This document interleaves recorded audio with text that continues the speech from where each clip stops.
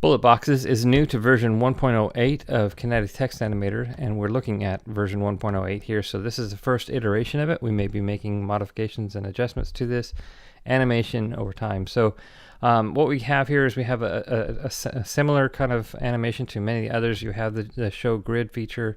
If I animate to left justified to this grid, it's going to basically appear in the left area of that grid. So otherwise centering in that grid area.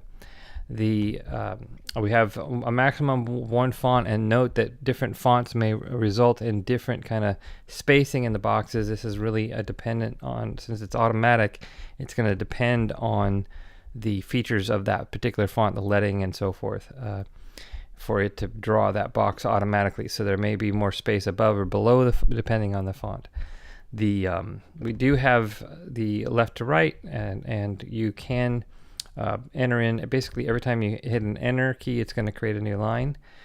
We have a new modifier, tilde A, which basically uses the alternate color. So you'll see here that the background is this orange color, and then the text is burgundy, but I use this alt key to make the text white on this line right here.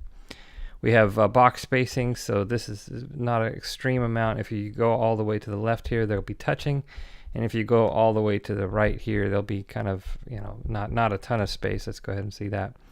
So, but you can adjust some amount of spacing there. The overall speed is how fast they animate in and out.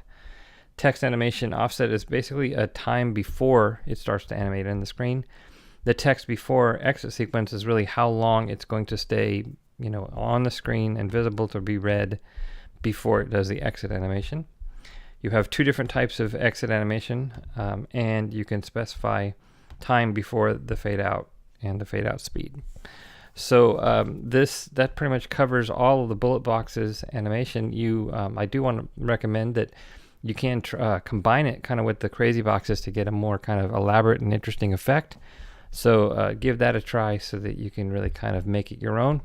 And again, just be aware that you can use the show grid feature and have it basically animate wherever you want. So if I want it to be in this region right here, then I can simply go ahead and do that. So that's how you can move it around. So the left justify is just going to be within that area.